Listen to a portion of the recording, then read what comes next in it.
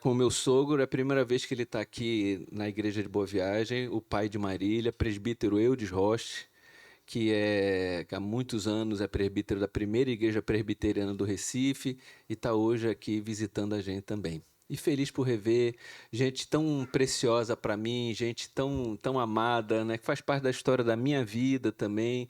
Há tanto plantamos a igreja de Recife, estavam juntos conosco lá, estão aqui também firmes no caminho do Senhor. Eu quero fazer duas divulgações de coisas que têm a ver com a Nova Vida no Nordeste e também pedir oração pelo nosso trabalho de plantação de igreja no Nordeste inteiro. Nesse início do mês, nós vamos estar inaugurando um novo templo lá em Maceió. Quem é de Maceió, conhece alguém em Maceió, pode ir lá avisar o pessoal.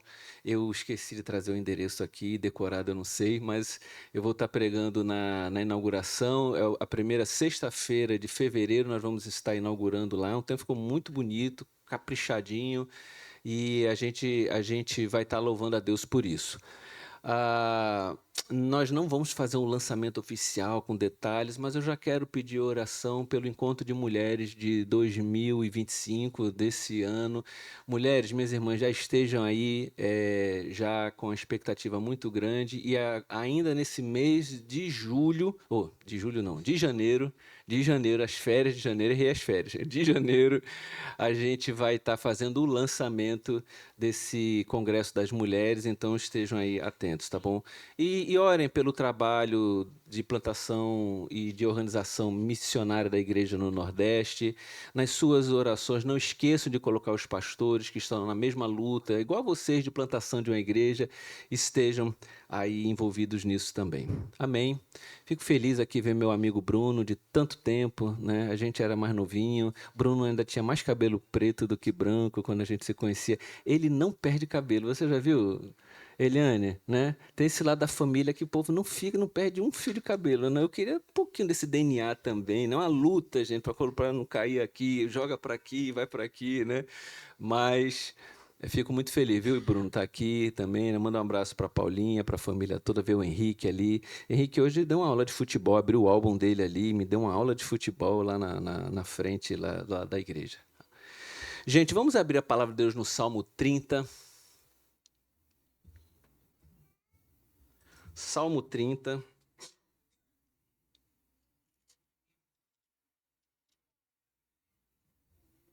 Eu não sei se vocês estão tendo a mesma impressão do que eu, mas está bem quente. Tá, não tá? O ambiente.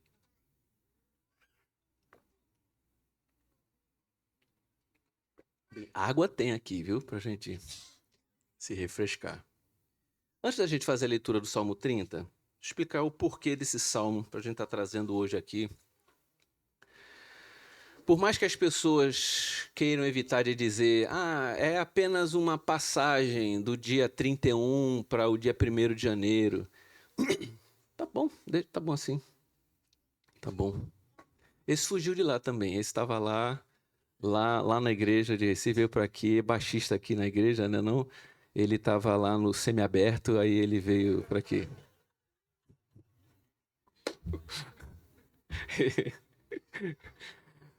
Bem, gente, deixa eu voltar, senão ninguém presta atenção na passagem. Olha, Salmo 30 é perfeito para essa ocasião, porque nós estamos no início de um ano.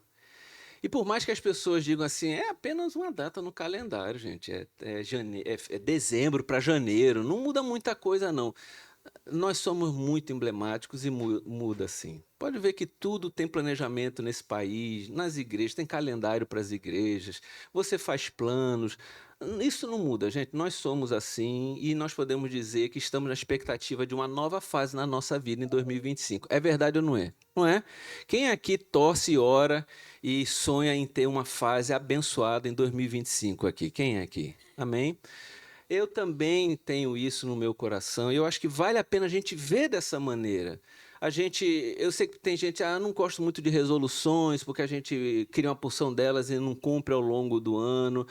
Eu, de qualquer maneira, sempre incentivo de você parar para planejar a sua vida, parar para organizar a sua vida, parar para refletir sua vida e parar para você fazer uma meditação acerca da sua vida. Seja lá se vão ser resoluções, seja lá o que vão acontecer daí por diante, mas você precisa parar e, principalmente, ouvir a voz de Deus, amém, gente? Ouvir a direção de Deus, deixar o Espírito Santo no seu testemunho interno, falar aos nossos corações para o ano de 2025. Mas eu sei que o ano de 2024 não foi fácil, né? Por mais que você fale assim, deve ter gente aqui que vai falar, foi o melhor ano da minha vida. Foi, mas não foi totalmente fácil.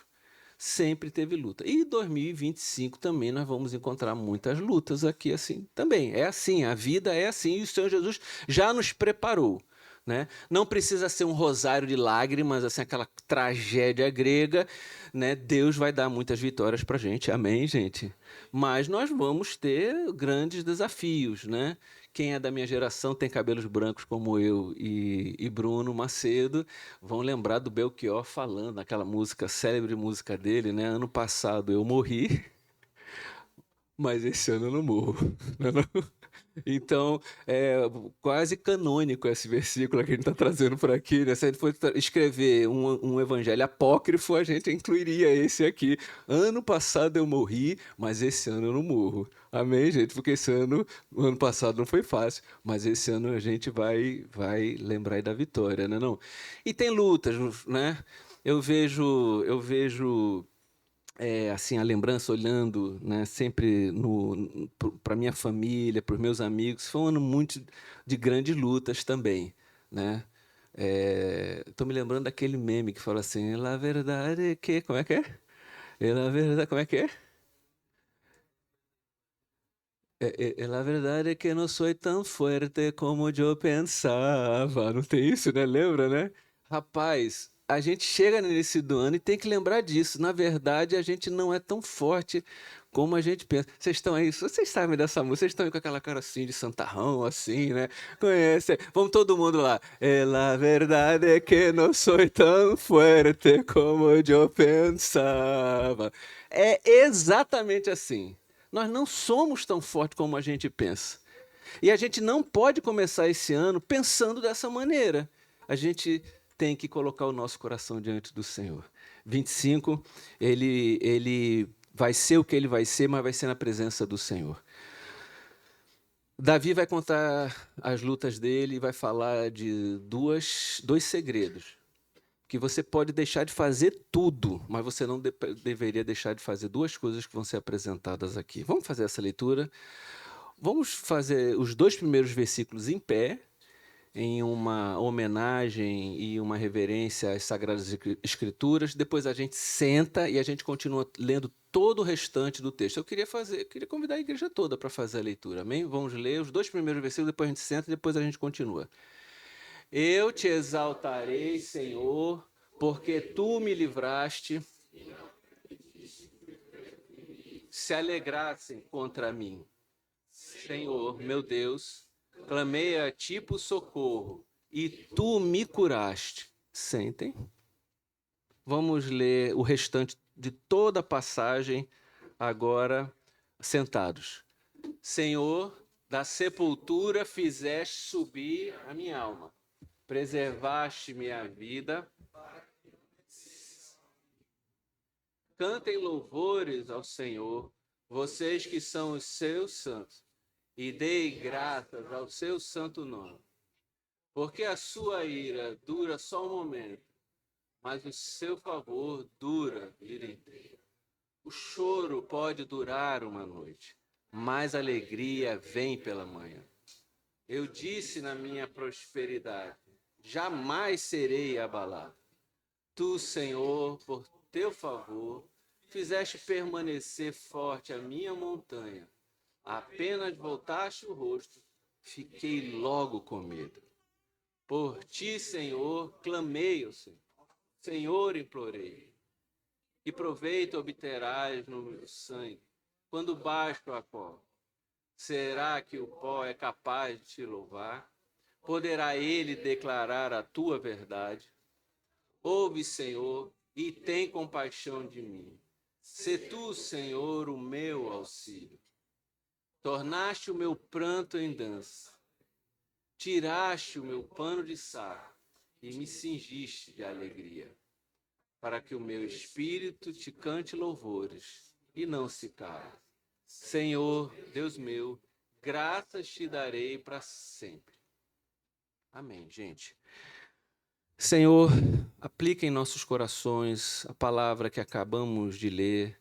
Pelo teu Santo Espírito, edifica a tua igreja. E, Senhor, te glorifica nessa manhã em todos nós aqui. Em nome de Jesus. Amém.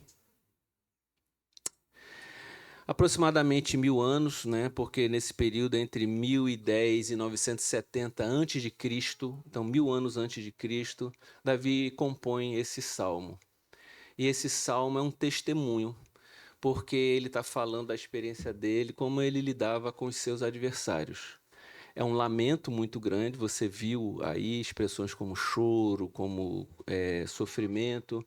Então é muito grande e, ao mesmo tempo, é didático. Ele está escrevendo para ensinar para as próximas gerações como suportar esse sofrimento. Então, tendo em mente o interesse de tanto contar esse testemunho quanto nos ensinar, nos apropriemos dessa lição hoje de manhã, que de fato ele está querendo trazer para as nossas vidas. Se você perceber nessa passagem, só existem duas coisas que nós precisamos fazer e Deus se apresenta fazendo outras coisas que nós vamos apresentar. Eu vou começar com as duas coisas que nós temos que fazer. Vamos ler o versículo 4. Deixa eu pedir para que seja colocado o versículo 4 aí. E eu vou pedir que você leia. Vamos todo mundo fazer a leitura já? Cantem.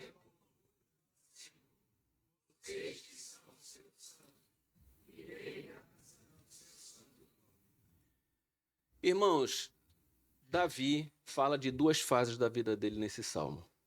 Ele fala de todas as lutas que ele precisou travar e da plantação e consolidação do seu reinado. São duas fases. E quando você conhece a Bíblia, leu minimamente a história de Davi, você lembra e passa na sua mente essas duas fases claramente. Essa fase de grande dificuldade de plantar e depois a sua dinastia sendo colocada sobre o trono de Israel. Lembre-se que a importância dessa casa se estabelecer como o reinado não é só um projeto político de Davi. O que Davi está falando não é só ver a família dele bem, com conforto ali.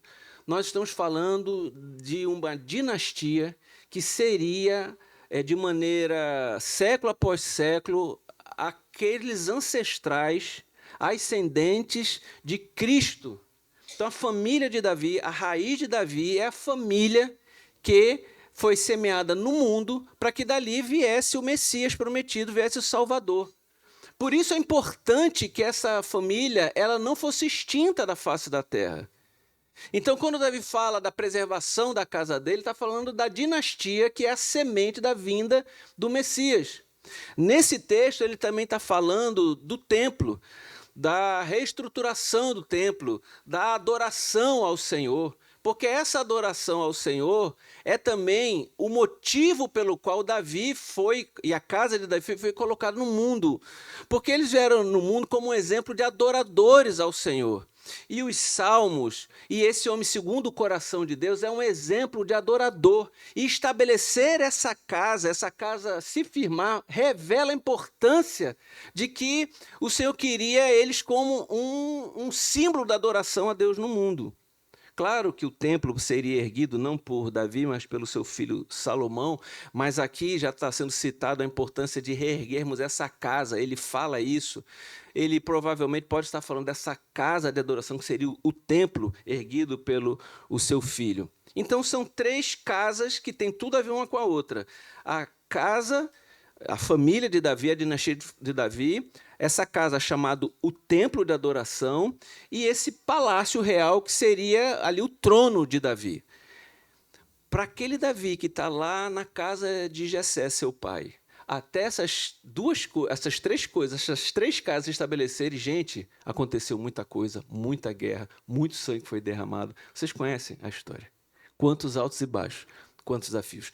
Duas fases claríssimas. Duas fases. E não é porque a segunda fase não teve luta, não, que teve muita luta. Mas pelo menos a casa estava estabelecida. Duas fases na nossa vida. 24, 25, lutas e coisas que precisam ser consolidadas ou coisas que já foram consolidadas. Aqui a gente precisa lembrar, é a primeira receita do salmista que você leu aí. É louvar a Deus. Cantem louvores, versículo 4, não foi isso? Cantem louvores. Aí você fala assim, mas é muito simplismo. Eu olhei esse salmo aí, esse salmo não está falando de ajudar pobres, ele não está falando de se desenvolver intelectualmente, ele não está falando de você criar filhos segundo a melhor educação que tem, ele não está falando de se estruturar uma sociedade segundo o padrão de Deus, ele não está falando de uma porção de coisas que precisam ser feitas. Será que é omissão? E essa sua receita, bispo, aí de falar, comece louvando ao Senhor. Isso não é muito simplismo? Ele não deveria falar de questões assim, muito mais de aplicações, né, assim, do que as nossas mãos precisam fazer com o nosso trabalho e tudo. Sabe o que é, gente?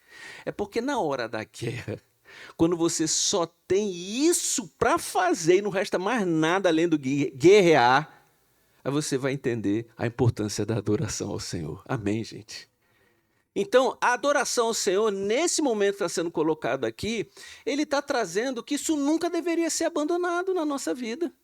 Se na pior fase da vida dele, onde ele não tinha mais nada o que fazer, a não ser perseguido pelos seus adversários, ele colocou a adoração como prioridade, que eu e você possamos restaurar a nossa vida de adoração ao Senhor. Amém, gente? Adorar é mais do que cantar. Algumas pessoas ficam assim, poxa, mas como é que é? É aprender umas músicas? Outros falam assim, eu tenho uma voz assim muito desafinada, como é que vai ser isso? Meus irmãos, o louvor, a música, a adoração, ou aquilo que você verbaliza a sua boca, é uma parte dessa adoração. O que ele está querendo falar é um coração de adorador. Porque isso faz toda a diferença. Porque no que diz respeito à fé, há aqueles que olham a fé de maneira distante, né? Deixa lá e eu do lado de cá. Outros veem a fé como simplesmente algo para você assistir os outros. Eu até participo de tudo. Eu até faço parte, né, do movimento religioso, mas ainda não sou um adorador do Senhor Jesus, ainda não sou um discípulo do Senhor Jesus. Né? Outros querem para os seus filhos. Falam assim, essa fé é muito importante para os meus filhos. Mas é o seu coração de adorador que é o mais importante. O que está em jogo é o seu coração. Então, não coloque isso para uma casta da igreja, para um ministério da igreja, não coloque isso para outras pessoas. É você que é o adorador do Senhor. É você que foi chamado para isso. O que é a conversão? É a mudança da antiga adoração que a gente tinha para uma porção de outras coisas, e principalmente para nós mesmos, para um novo altar que a gente cria na nossa vida, ao Deus eterno, ao Senhor dos senhores, ao Rei dos reis na nossa vida. A Ele toda a honra, todo louvor e toda a glória. Ele acima de tudo, acima de todos, suas palavras acima de todas as palavras deste mundo.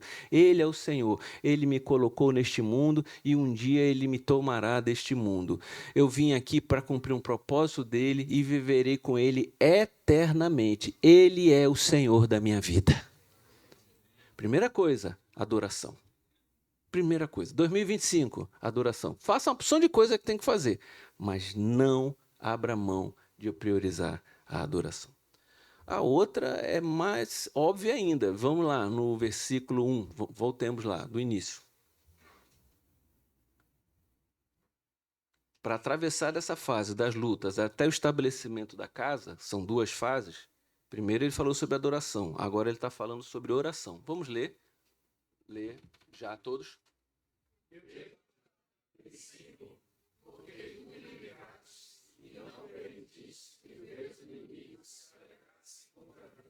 Versículo 2. Senhor meu Deus, o quê? Clamei a ti por socorro e o quê? Amém. Vou dar uma paradinha aqui, gente. 2025 precisa ser um ano devocional para a gente. Será que você colocou isso na sua resolução? Será que você fez tantos alvos materiais, tantos alvos práticos, e você falou assim, eu vou ser uma pessoa devocional também? Davi está falando assim, a vida de oração é prioridade nas lutas. Não há como a gente sobreviver. Veja, ele usou a expressão curaste. Eu acho isso maravilhoso. Porque a relação entre cura, né, e oração. Amém, gente? Nós não saímos do mesmo jeito das batalhas. Nós somos transformados. Coisas ruins e coisas boas acontecem com a gente. Você não é a mesma pessoa que saiu dessa batalha do mesmo jeito que entrou. Você tem marcas da amargura. Você precisa ser curado. Coisas precisam sair do seu coração. Lembranças precisam ser tratadas. Não, esse corte psicológico, ele não foi uma invenção nossa, não. O Senhor conhece a nossa alma, sabe quem nós somos, sabe do que nós somos feitos. Você pensa que a gente vai envelhecendo, vai ficando mais seguro? A gente vai envelhecendo, vai ficando até mais inseguro. A gente já não tem mais a mesma força.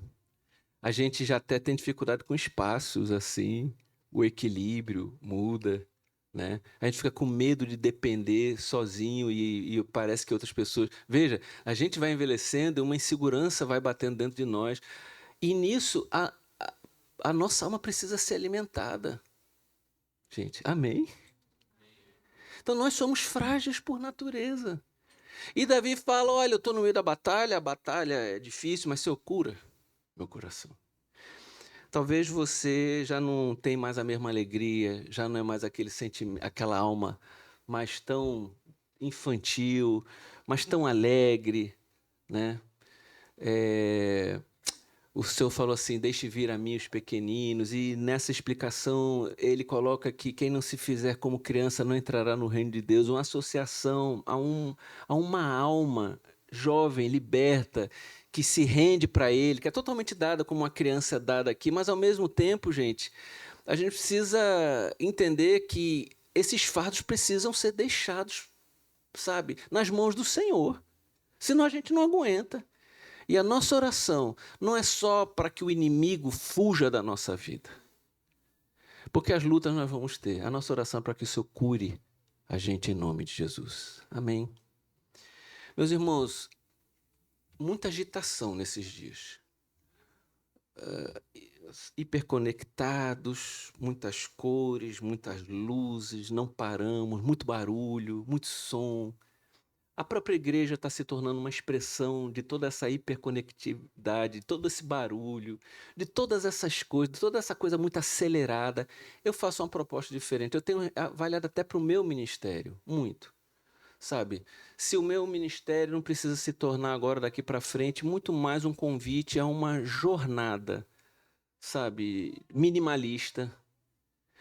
Uma jornada de um caminho assim, onde a gente precisa diminuir a velocidade e a gente precisa orar. Vocês estão lembrados, para quem conheceu e leu O Senhor dos Anéis, quando Tolkien coloca aquela capa para Frodo usar no momento de mais dificuldade. Só para quem não sabe da história, quando Frodo, o herói, o personagem principal, ele chega no momento mais difícil que ele tem, nos momentos mais difíceis, tem uma capa que ele joga por cima dele, essa capa. Essa capa o protege ali. Os problemas não passam. Ele até consegue enxergar melhor os seus adversários dentro da capa. Os adversários é que não conseguem enxergar ele também. Meus irmãos, eu não duvido nada que Tolkien estava querendo simbolizar ali essa importância da gente se esconder debaixo das asas de Deus. A nossa vida espiritual precisa ver a oração assim. É muita informação, é muito barulho. Fecha os olhos. Fecha os olhos. Deixa eu olhar para você aqui. Fecha os olhos. Deixa eu olhar para você aqui. Fecha os olhos esse ano. Ah, mas se eu fechar... Não, alienação. Nada, a gente não para de fazer. Não tá pensando? Olha para cada um de nós. A gente não para, nós somos aceleradíssimos. Acordamos com o celular na mão, já ligamos, já começamos a mexer, a vida já entrou. Não, o problema não é excesso de devoção, não. Ninguém precisa ter medo disso aqui. Porque nós já pisamos na jaca mesmo disso, estamos com o pé completamente acelerados. Mas eu faço um convite, ao longo do dia, feche os olhos. Amém, gente? Ponha a capa. Quer ver uma outra coisa? A neurociência prova que quando você está prestes a morrer, vem algo assim no seu coração, ou na sua memória, melhor dizendo, que remonta à cidade que você, à rua, ao lugar que você morava. Vem uma lembrança assim, uma reminiscência. É um consolo, porque parece que era é o melhor lugar da nossa vida, aquilo ali. Eu quero afirmar para você que essa é uma tentativa da gente encontrar a melhor cidade, o melhor lugar de todos, que não é o lugar onde nós nascemos, mas é a Jerusalém celestial para onde a gente vai.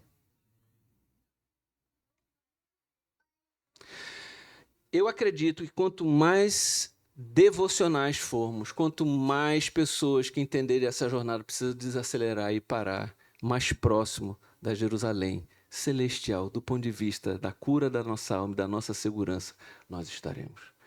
Tanto é, eu parece hoje eu estou meio saudosista do Tolkien, né? Mas lembra só, ó, sério, lembra só. Quando os personagens do Senhor dos Anéis, eles estão quase partindo, que a mente deles vai sucumbir, eles lembram, os hobbits lembram da vila deles. Estão lembrados disso? Lembram que os elfos lembram da cidade deles, que é linda, né? Qual é o nome da cidade? Quem lembra aí disso? Valinor, né? Eles lembram da terra deles, que é dentro do cenário da epopeia, é o lugar mais lindo e mais paradisíaco. E os elfos, eles parecem com anjos mesmo, essa seria a ideia. E aí aquele lugar, lembra, remonta aquilo. Gente, na hora da oração, o mundo para. Davi está sendo perseguido por Saul. Davi está sendo perseguido pelos filisteus. Davi já tomou assim decisões e coisas assim muito estranhas. Cara. Davi já ficou amalucado na frente do rei de Gate. Ele, para poder escapar, deu uma de doido. Falou assim: eu vou dar uma de doido aqui agora. Começou a espumar de propósito. Espumar, caiu no chão. Para o rei de Gate ficar com pena dele. Olha a estratégia de Davi. Para o rei, veja o estado terrível que Davi chegou. Ninguém nunca precisou fazer isso aqui. Já pensou no meio de uma perseguição? Falou: vou dar uma de doido aqui. Veja a luta dele. Esse homem está ensinando que a melhor escapatória para a guerra é a adoração e é o louvor também. Amém, gente? Então, seja esse homem e essa mulher que vão fechar os olhos, que vão silenciar para o mundo, que vão parar na presença de Deus, que vão ali diante das sagradas escrituras abertas ou ali falando com o Senhor.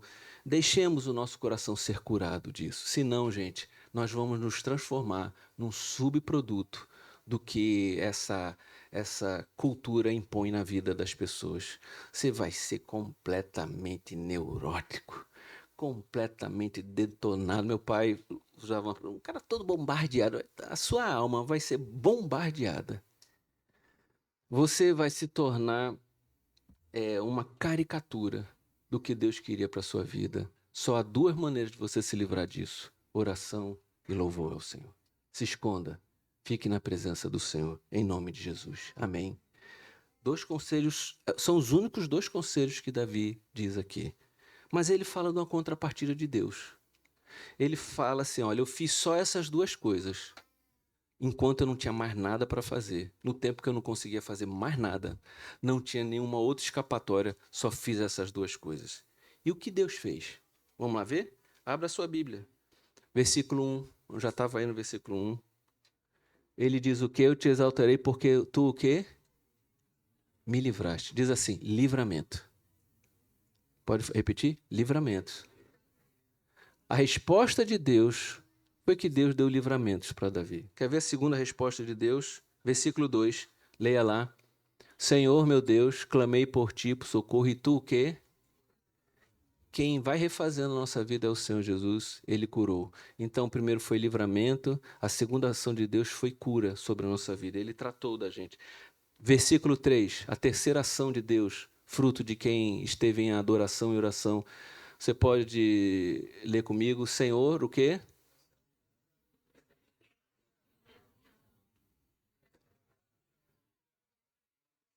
Preservaste a minha vida. A questão da preservação é igual uma igreja. Se não tiver adoração nem oração, essa igreja ela morre. Nada sobrevive no reino sem oração e sem adoração. Nada. Olha, eu vou dizer um negócio para você. E é escandaloso o que eu vou falar, mas é bíblico e se você puder me convencer depois, eu fico satisfeito. Eu já encontrei muitos lugares onde só a Bíblia era pregada e era um lugar muito morto. Satanás conhece a Bíblia de capa a capa e é alguém terrivelmente contrário a Deus. Eu já vi gente usando a Bíblia para fazer mal às outras pessoas.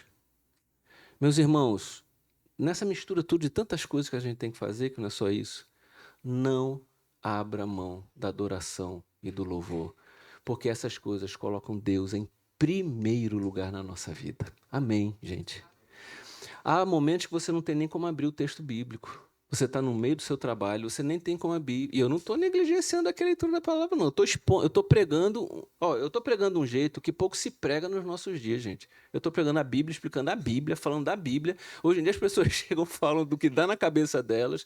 Eu não estou negligenciando a Bíblia. O que eu estou querendo dizer para vocês é que também a gente não pode agora perder as oportunidades de estarmos em adoração e louvor ao Senhor sempre. Então, ele preserva a nossa vida a partir disso.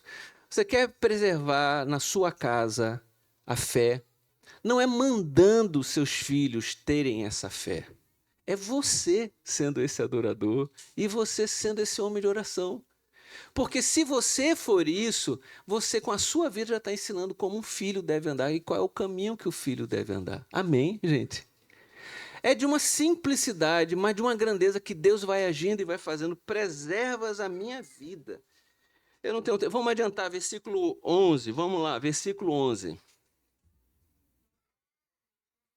Como é que é? Ele diz assim, esse é, em primeiro lugar, assim, a Bíblia, entre outras coisas, é de uma poesia linda, né? Isso é uma poesia linda, não é não? Me lembrei daquele livro do Eugene Peterson, Bruno, né? Muito bonito, né? Que ele deu o título também ele faz a referência a essa passagem. Tornaste o meu pranto em dança, tiraste o meu pano de saco e me cingiste de alegria. Volta só um pouquinho, que isso é muito lindo, né? As versões antigas é a mesma coisa, mas a gente acabou, eu decorei com aquelas versões, né? Tornaste o meu pranto em dança. Eu acho isso lindo. Você pode falar isso? Tornaste o meu pranto em dança. Amém? Gostei do alegre, né? Para lembrar que, tipo, tornaste o meu pranto em dança. Sabe, nessa agitação toda, né? A gente vai conseguir ter uma outra expressão diferenciada. Não vai faltar agitação, mas agora será produzida alegria nas nossas vidas. Transformasse o meu pranto em dança. Quando a gente começar a testemunhar isso, a nossa história. Quando a casa de Davi, que passou por tudo aquilo, e começa a ser estabelecida, e a gente olha para o Messias que veio de lá, a gente pode dizer, de fato, nessa casa o Senhor transformou pranto em dança de alegria. Louvado seja o nome do Senhor Jesus. Porque além, então, do livramento, além do que Ele nos cura, além que Ele preserva a nossa vida, é Ele que nos faz uma nova história, gente. É Ele que nos sustenta, é Ele que dá essas novas chances, é Ele que muda, é Ele que tem esse poder. Recorra a isso, não abra mão disso na sua vida.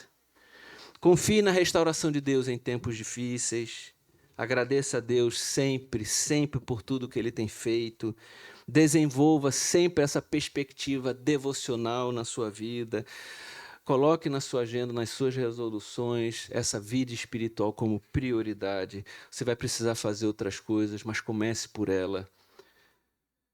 Eu acredito, gente, que a gente pode viver. Assim, 2 versículos que ficam muito fortes no meu coração para a gente encerrar. Vou pedir que você repita assim: transforma o meu pranto em dança. Faz essa oração. Amém, gente. E de repente eu estou falando de algo aqui que tem tudo a ver com a sua vida. Deve você estar vivendo essa experiência. Repete isso, por favor. Transforma. Agora dá para falar mais forte, não bem alto, como se fosse assim, aquela declaração bem forte já.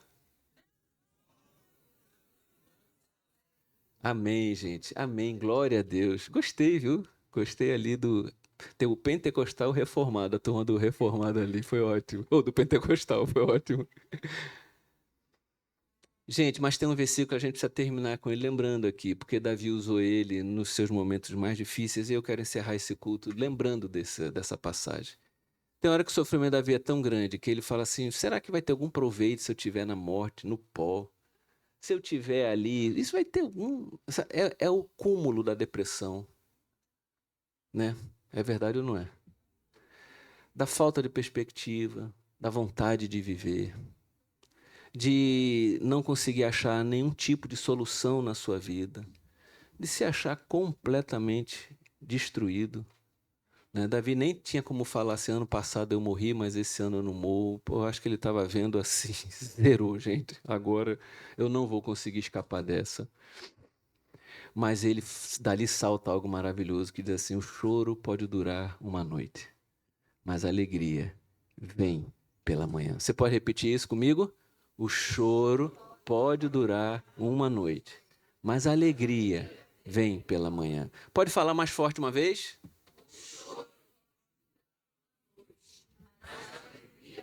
E para encerrar bem forte, para terminar,